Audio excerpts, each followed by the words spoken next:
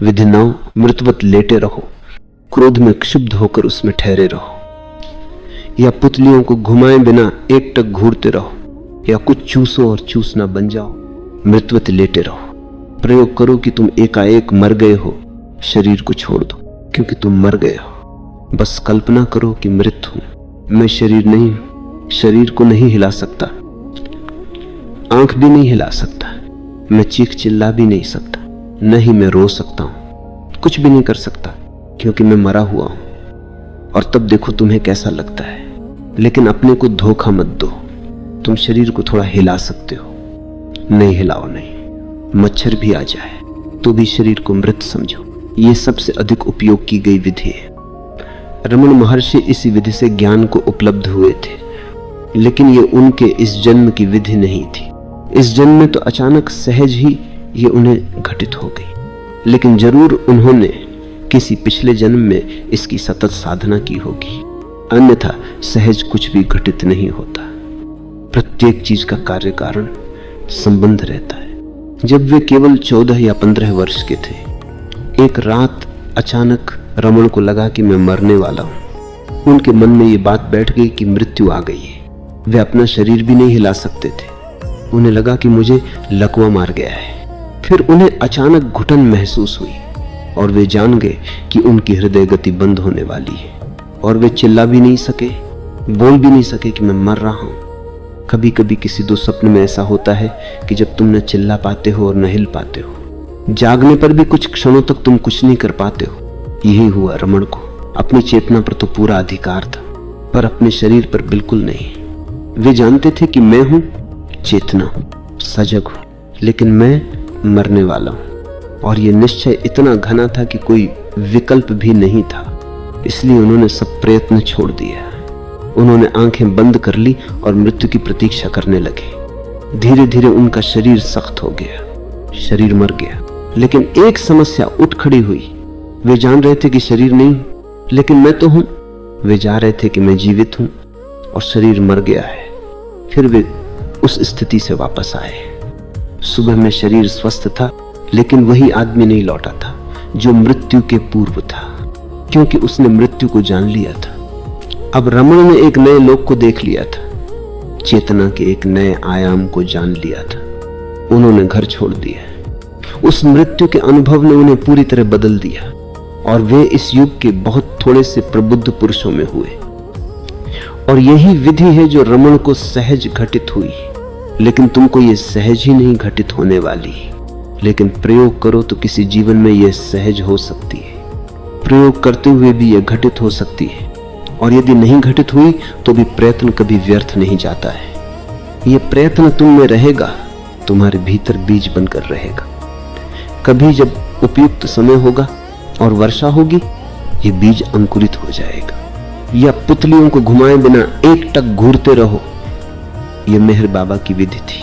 वर्षों वे अपने कमरे की छत को घूरते रहे, निरंतर ताकते रहे। वर्षों वे जमीन पर मृतवत पड़े रहे और पुतलियों को आंखों को हिलाए बिना छत को एकटक देखते रहे। 0, 4, ऐसा वे लगातार घंटों बिना कुछ किए घूरते रहते थे। टकटकी लगाकर देखते रहते थे। आंखों से घूरना अच्छा है, क्योंकि उससे तुम फिर तीसरी आंख में स्थित हो जाते हो, और एक बार तुम तीसरी आंख में थिर हो गए तो चाहने पर भी तुम पुतलियों को नहीं घुमा सकते हो, वे भी थिर हो जाती हैं। अचल मेहर बाबा इसी घूरने के जरिए उपलब्ध हो गए। और तुम कहते हो कि इन छोटे छोटे अभ्यासों से क्या होगा, लेकिन मेहर बाबा लगातार 3 वर्षों तक बिना कुछ किए छत को घूरते रहे थे। तुम सिर्फ 3 मिनट के लिए ऐसी टकटकी लगाओ और तुमको लगेगा कि 3 वर्ष गुजर गए। 3 मिनट भी बहुत लंबा समय मालूम होगा। तुम्हें लगेगा कि समय ठहर गया है और घड़ी बंद हो गई है। लेकिन मेहर बाबा घूरते रहे। धीरे धीरे विचार मिट गए और गति बंद हो गई। मेहर बाबा मात्र चेतना रह गए।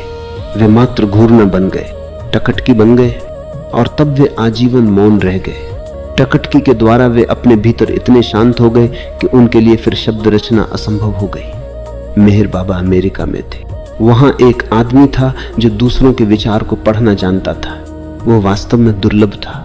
मन के पाठक के रूप में वह तुम्हारे सामने बैठता, आंख बंद कर लेता, और कुछ ही क्षणों में वह तुम्हारे साथ ऐसा लयबद्ध हो जाता कि तुम जो भी मन में सोचते वो उसे लिख डालता था। हजारों बार उसकी परीक्षा ली गई और वह सदा सही साबित हुआ। तो कोई उसे मेहर बाबा के पास ले गया। वह बैठा और विफल रहा, और ये उसकी जिंदगी की पहली विफलता थी। और एक ही वो आदमी घूरता रहा, और तब उसे पसीना आने लगा, लेकिन एक शब्द उसके हाथ नहीं लगा। 0, 4। वो बोला, ये आदमी तो बिल्कुल खाली है, मैं नहीं पढ़ पाता हूं क्योंकि पढ़ने के लिए कुछ है ही नहीं। ये आदमी तो इतना मौन है कि उसके भीतर कोई विचार नहीं बचा। उस टकटकी ने, सतत टकटकी ने मेहर बाबा के मन को पूरी तरह विसर्जित कर दिया था। या कुछ चूसो और चूसना बन जाओ। चूसना अच्छा है, लेकिन तुमको ये कठिन मालूम पड़ेगा क्योंकि हम इसे बिल्कुल भूल गए। ये कहना भी ठीक नहीं है कि बिल्कुल भूल गए, क्योंकि उसका विकल्प तो निकालते ही रहते। मां के स्तन की जगह सिगरेट ले लेती है और तुम उसे चूसते रहते हो। ये वही स्तन है, गर्म धुआं निकलता है, वह मां का दूध है। इसलिए छुटपन में जिनको मां के स्तन के पास उतना नहीं रहने दिया गया, वे पीछे चलकर धूम्रपान करने लगते हैं। इसलिए अगर तुम सिगरेट पीते हो तो धूम्रपान ही बन जाओ। सिगरेट को भूल जाओ, पीने वाले को भूल जाओ और धूम्रपान ही बने रहो। एक विषय है जिसे तुम चूसते हो, एक विषय है जो चूसता है, और उनके बीच चूसने की प्रक्रिया है। तुम चौसण बन जाओ, प्रक्रिया बन जाओ। इसे प्रयोग करो। पहले कई चीजों से प्रयोग करना होगा, और तब तुम जानोगे कि तुम्हारे लिए क्या चीज सही है। तुम पानी पी रहे हो, ठंडा पानी भीतर जा रहा है, तुम पानी बन जाओ, पानी न पियो, पानी को भूल जाओ, अपने को भूल जाओ, अपनी प्यास को भी, और मात्र पानी बन जाओ। प्रक्रिया में ठंडक है, स्पर्श है, प्रवेश है और पानी है, वही सब बने रहो। यदि तुम चौसण बन जाओ तो तुम निर्दोष हो जाओगे। ठीक वैसे जैसे प्रथम दिन जन्मा हुआ शिशु होता है, क्योंकि वो प्रथम प्रक्रिया है। एक तरह से तुम पीछे की ओर यात्रा करोगे, लेकिन उसकी ललक भी तो है। आदमी का पूरा अस्तित्व उस स्तनपान के लिए तड़पता है, लेकिन कुछ भी काम नहीं आता, क्योंकि वो बिंदु ही खो गया है।